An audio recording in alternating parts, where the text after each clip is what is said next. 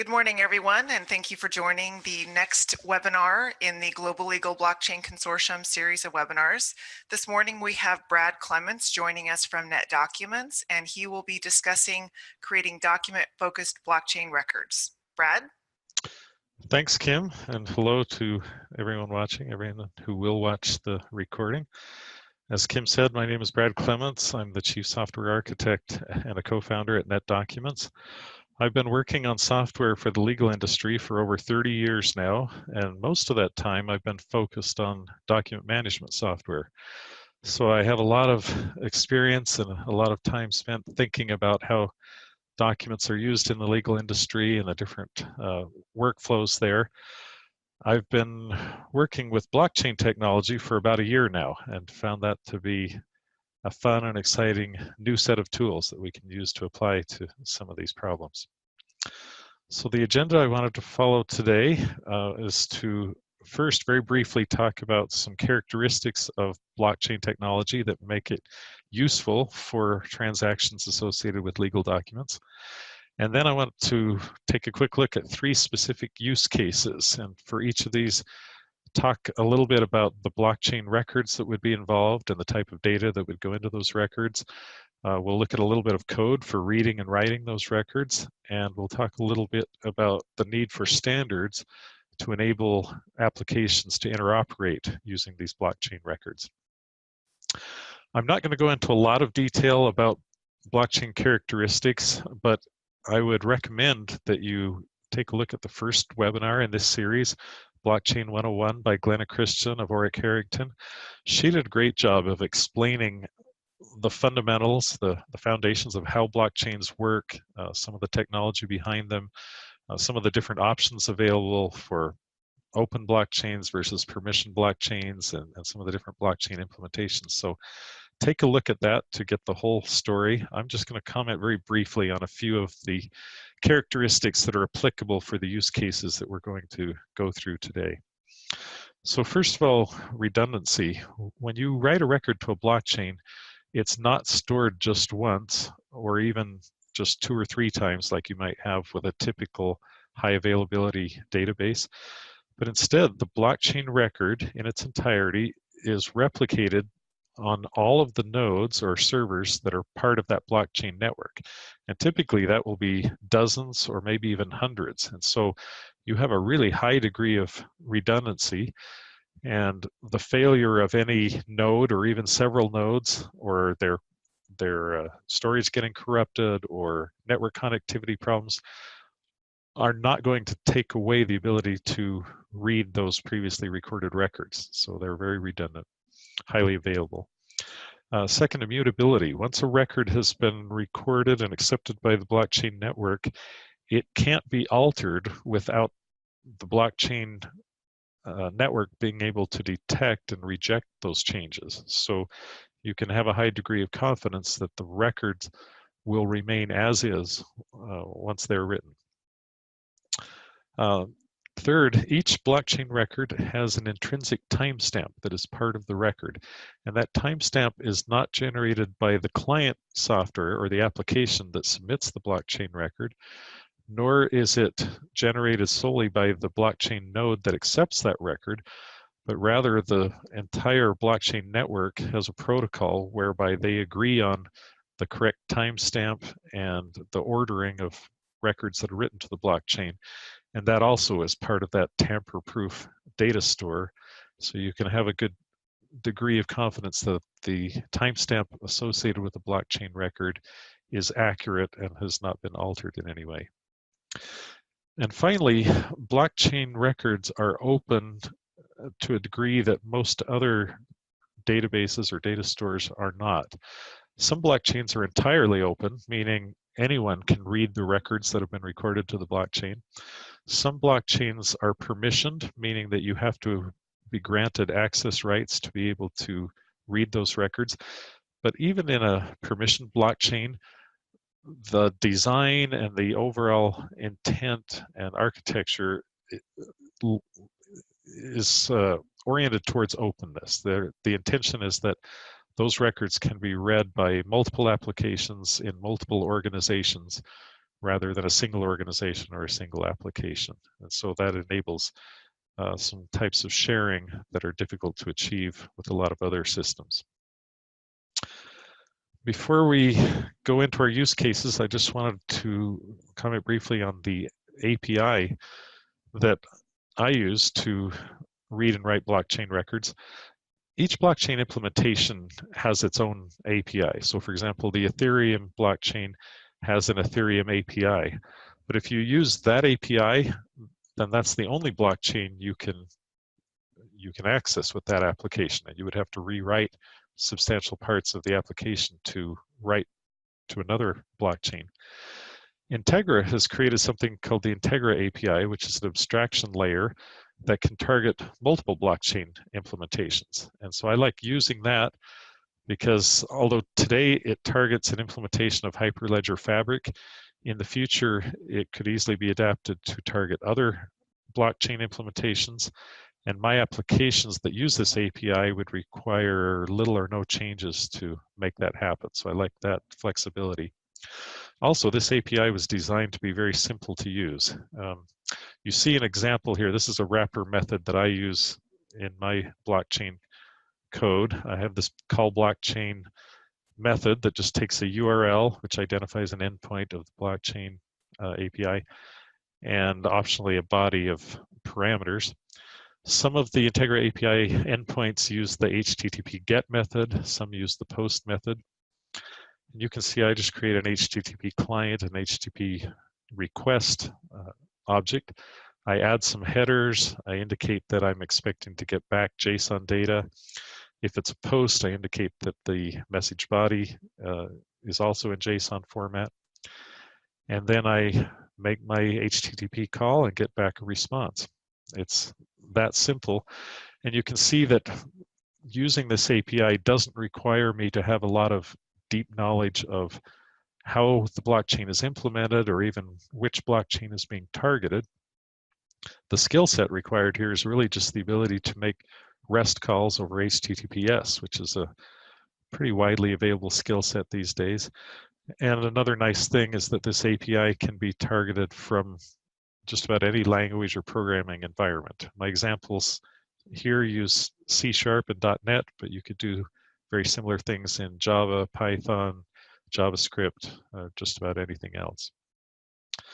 So let's move on to our first use case, which is a proof of content.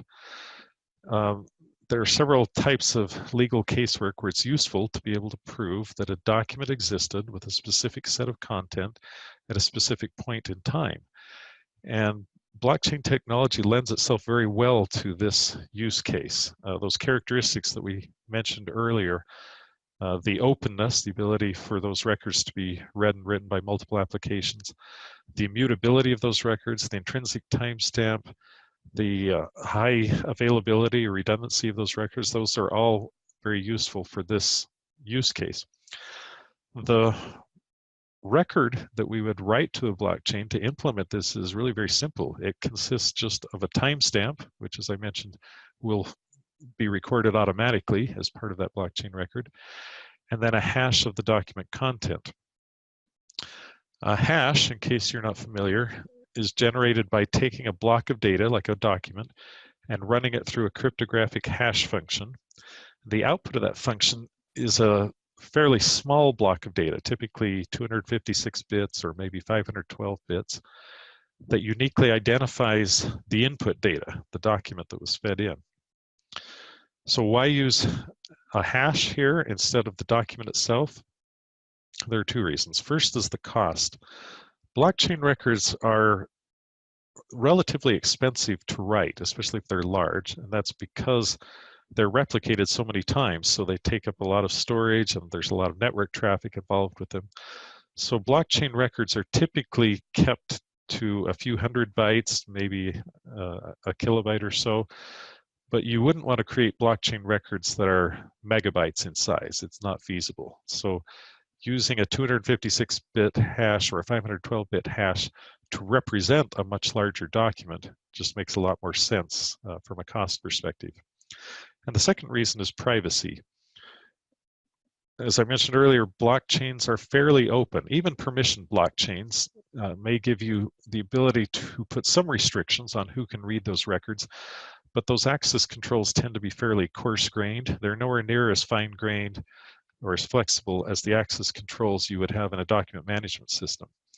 So for privacy reasons, it generally makes a lot more sense to keep the document itself in your document management system or other repository where you can carefully control who has access to it and can keep records of all the accesses to it, and then publish onto the blockchain a hash of the document content. That hash is meaningless to anyone who has not been granted access to the document itself, so you're not giving up any privacy or any information you wish to keep private, while still making it available to all those to whom you've granted access to the document. So let's take a look at how that might look in an actual application.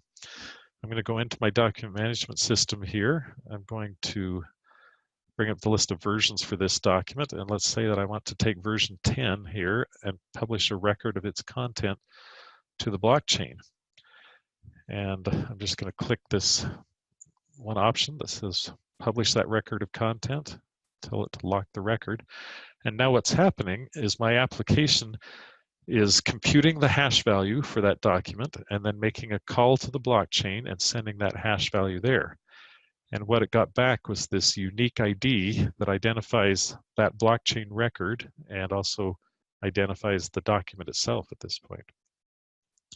Now let's change our point of view to the other side of that. Suppose someone else had registered that document on the blockchain, and they then sent to me a copy of the document and that blockchain ID, and I now want to verify that the document they sent me matches the one that they registered on the blockchain. So I'm going to go in and use this verify blockchain option. I'm going to enter that ID that I was sent, click verify. And my application is now doing two things. First, it's computing the hash value for the document that I have. Then it's going to the blockchain and retrieving that blockchain record that was identified with this ID. And that blockchain record includes that hash value, so it compares that to the hash value from the local document. If those match, then I know that my document matches the document that was registered. And I also see this date timestamp that was registered with that document record, that blockchain record. So that's how it would look to an end user. Let's take a look at some of the code that could be used to implement this. So this code first computes the hash for the document that I have. This is the code for writing to the blockchain. It then puts together some metadata that's going to be associated with that blockchain record as well. It then takes the metadata and the hash, puts them together, and makes a call to the blockchain API endpoint called register identity. And what I get back from that call is that unique ID that we saw displayed on the screen. The code to verify that blockchain record is also quite simple. It takes that identity that was returned at the time the blockchain record was created. It passes it into this identity exists blockchain API endpoint. If I don't get back this exists field in the response, that tells me that the ID I passed in was not valid. But if it was valid, I then compute a hash value for the copy of the document that I have. I is the person wanting to verify that record. I pull the blockchain hash value from that record that we got back from the identity exists call, and I compare the hash from my local document to the hash on the blockchain record. If those two hashes match, then I know that my document, my copy of the document, is a bit for bit match for the document that was registered on the blockchain. If they don't match, then I know that my document is somehow different. I don't know what was different. It could be a single punctuation mark. It could be several pages of content. I just know that they don't match at that point. So you can see that the code needed to implement this proof of content example was fairly small, fairly compact, fairly simple. It didn't require a tremendous amount of code to do this. However, I did take a few shortcuts here. First of all, those hashes that we generated and wrote to the blockchain and then read from the blockchain to compare, there has to be an agreement between the two applications on how those are going to be formatted. In my example, I took the document hash, which is an array of bytes. I ran it through this .NET framework function called bitConverter.toString, which does a hex encoding of that binary data. And this method sticks a dash between every two characters in that hex encoding, which I didn't want, so I'm stripping those out. Hexadecimal characters or hexadecimal encodings include the digits 0 through 9 as well as the letters A through F. I wanted to use the lowercase format of those letters, so I converted them to lowercase. So these are all the types of decisions an application developer might make. Now, the code that verifies that hash, that checks to see if it's a match, needs to know what decisions were made here. In my example, I wrote both sides of the application, so I just copied the same line of code to make sure that the hashes would be formatted in the same way. But two interoperating applications would have to have a way of knowing what encoding is being used. Is it base 64? Is it hex encoding? Is it something else? If it's hex encoding, are we going to use uppercase or lowercase characters and so forth? The two applications also need to agree on the hash algorithm that's going to be used. There are several popular or commonly used hash algorithms. In my example, this getContentHash function generates a hash using the SHA-256 algorithm. I actually wrote into the metadata that became a part of that blockchain record a hint that the hash algorithm I used was SHA-256, but this is really just a hint. It's not something that's programmatically useful unless there's agreement between applications. Are we going to tag this as hash alg, or are we going to spell out hash algorithm, or just use HA? Are we going to indicate the algorithm itself like this, or sometimes you'll see it without the dash, sometimes you'll see it with lowercase letters. There has to be a way for two cooperating applications to know which hash algorithm is being used, or to indicate to each other which one is being used. And finally, there is other metadata that may or may not be useful depending on the applications and what they're doing. In this case, I wrote an indication of the vendor of the application that was creating the blockchain record and of the ID of the document within that application. Those two fields may or may not be useful to another application reading that record, but if they are useful, there has to be an agreement on the tagging that is being used for those. And there might be other pieces of data that we want to tag there. Maybe the ID of the associated matter, or the firm, or the person who's creating that record. So we need some standards here. The Global Legal Blockchain Consortium, their technical advisory board, is currently considering a proposal for some standards in this area. And if you are involved in creating or purchasing applications that would do this type of work, create these kinds of records or read these kind of records, I encourage you to support those efforts to create some standards in this area so that we can have that interoperability. Okay, the next two use cases I want to address both involve public-private key cryptography. One of the common problems that you confront anytime you do anything with public-private key cryptography is how do you distribute those public keys to the people that need to be able to access them to do encryption or signing. It's a tricky problem, and blockchains actually provide a pretty good solution. So those characteristics we talked about earlier, the openness, the immutability, the reliability of blockchain records, they all lend themselves well to providing a way to distribute public keys in a secure way. What if it could be done as easily as just clicking a single checkbox in an application? Suppose that doing that caused the application to generate a public-private key pair, store securely the user's private key, and then register the user's public key to a blockchain where it could then be used for other operations.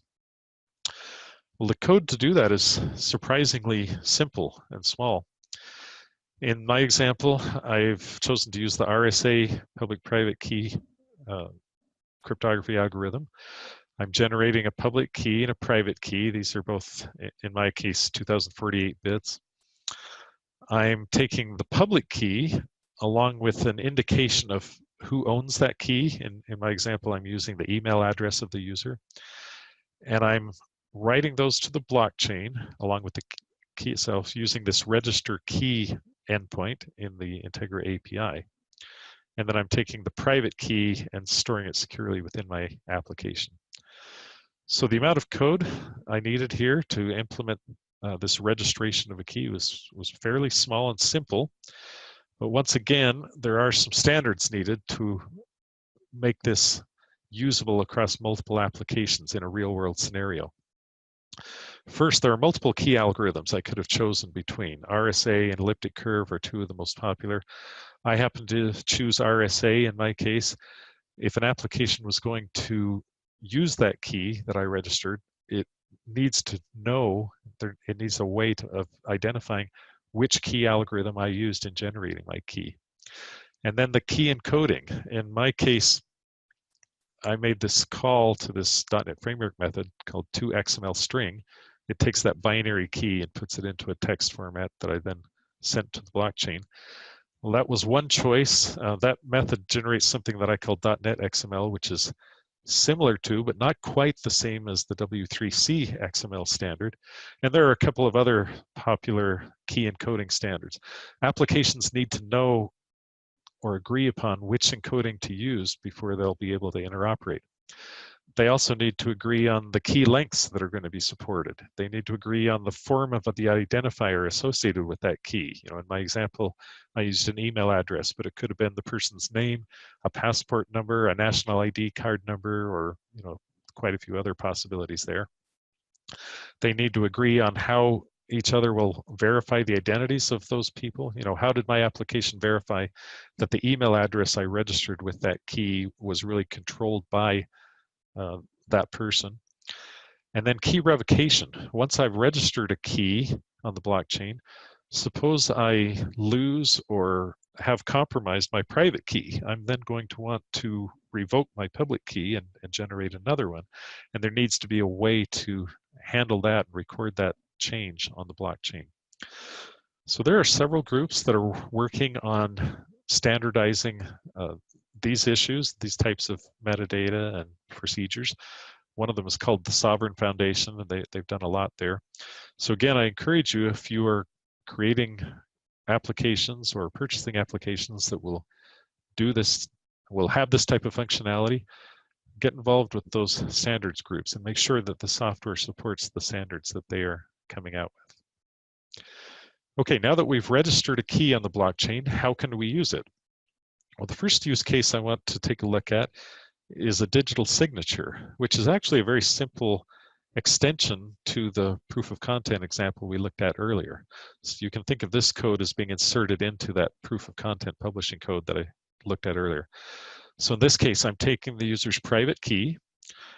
I am calling a .NET Framework method called signed hash, which takes the hash of the document. This is the same hash that we used for the proof of content. And it takes that private key, generates a signature, a digital signature, and then I extend the metadata that I wrote in that blockchain record to include the signature and to include the owner of the key, which in this case was the email address associated with that key. Once I've done that, on the verification side of that proof of content, I now get a little extra functionality. I still get back the hash for the document, which I can compare to the hash of my local document to confirm whether my document is identical. I still get back the date timestamp, but I also get back an indication, a cryptographically secure indication that this transaction, this record, was signed by a private key whose corresponding public key was registered with this email address. So I now have a secure indication of who created that record, and that can be useful in a lot of scenarios. The code to verify that signature is also very simple. That metadata that came back with the blockchain record now has these two extra fields, the key owner and the signature. I'm taking the key owner and passing it into the blockchain API's key for owner endpoint. If that comes back with an exists field, I'm then able to extract the key value, which is the public key that was registered for that user. I take that public key, I take the hash from the document record and the signature from the document record, and I can do a verification, a cryptographic verification using the RSA public-private key algorithm that verifies that not only has the hash not been altered in any way, but also that this record was signed with the private key that is associated with the public key that I passed in here. So I get that cryptographic verification. So again, the code here is very simple, not very long, but for this to really work in a real world scenario, we need some signature or some standards again. In addition to agreeing on the signature algorithm, there are some parameters associated with signing operations that the two applications have to agree on. With the RSA algorithm, there's something called the padding mode. And in my case, I used the PSS padding mode. The verification code did the same thing, said use the PSS padding. But if the two applications didn't have a way of knowing which padding mode was used, they would not be able to verify each other's signatures. There are similar issues with elliptic curve cryptography. There are parameters around the curve that was used that the two applications have to agree on. So we need some standards there. And then the signature format. This is similar to the issue we talked about earlier with the hash algorithm formatting. The two applications need to agree on what type of encoding they're going to use, what casing they're going to use if it's a hex encoding. And so standards here will allow interoperability, and without standards, you won't get the benefit of different applications being able to read and write each other's records. Okay, let's look at one more example, one more use case of what we could do with that key that's been registered. Suppose I want to send this document to someone outside of my firm, and that person happens to have registered a public key on the blockchain. My application is able to, at the time I enter this person's email address, it can go out and look and find, does that person have a public key registered on the blockchain? And if so, it can then use that to encrypt the documents that I'm sending. And so you can't see it here, but underneath the covers, that's what's happening. It's going and looking up that blockchain record. I send that document, and it's going in encrypted form that can only be decrypted by the person owning the private key that's associated with that public key. And email encryption is something that has been around for a long time, but if I were to ask the audience how many of you use it regularly, I suspect the answer would be few or none. We don't use it regularly, and the reason is it's so difficult to get those public keys distributed to the right people in an easy and secure way. And the blockchain provides a good solution for that. But here again, there are some standards needed to make this work across applications. When you use public-private key cryptography to do bulk encryption, like document encryption, you don't actually directly use the public-private key pair itself. That's too inefficient. So what you do is you create a symmetric key. This might be like an AES 256 key. You use that to encrypt the document. And so you end up with your encrypted document. You then take the recipient's public key, which in this case we would have retrieved from the blockchain. You use that to encrypt the symmetric key, and then you store that encrypted symmetric key together with the encrypted document. The combination of the two is referred to as enveloped data. And that enveloped data is what is then sent to the recipient, and he's then able to use his private key to decrypt this symmetric key and then use the symmetric key to decrypt the document. So obviously there have to be standards around how do you package up these two pieces of data, how do you transport them, how do the two applications know how to use that data. And there are some standards already in place for that. One of the most commonly used ones is called CMS. It's what used to be called PKCS7. We in the legal community just need to agree on which algorithm or which data enveloping mode we're going to use so that we can have interoperability across our applications. So just to summarize, blockchain technology is real and can be used to accomplish real document work today. This is not something that's way off in the future. It's available now and can solve real world problems now. The development work needed to use blockchain technology for these document scenarios is really quite easy and doesn't require a lot of new skill sets or a lot of new tools, especially if you're using things like the Integra API to simplify that. But we do need some standards to be adopted before we'll have interoperability across applications.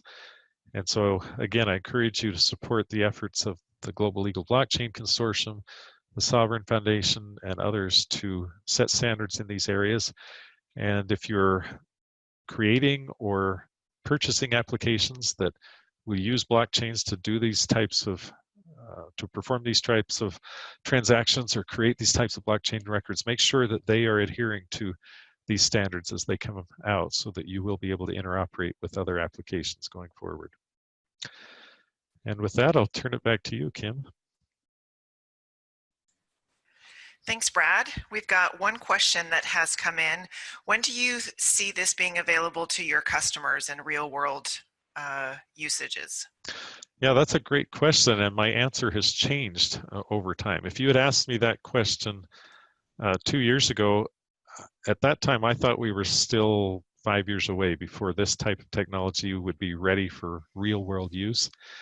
If you'd asked me a year ago, which was when I first started getting introduced to this and saw the excitement and the maturity of the code and saw organizations like the Global Legal Blockchain Consortium starting to get people thinking together and working together on this, at that time I still thought we were probably a couple of years away.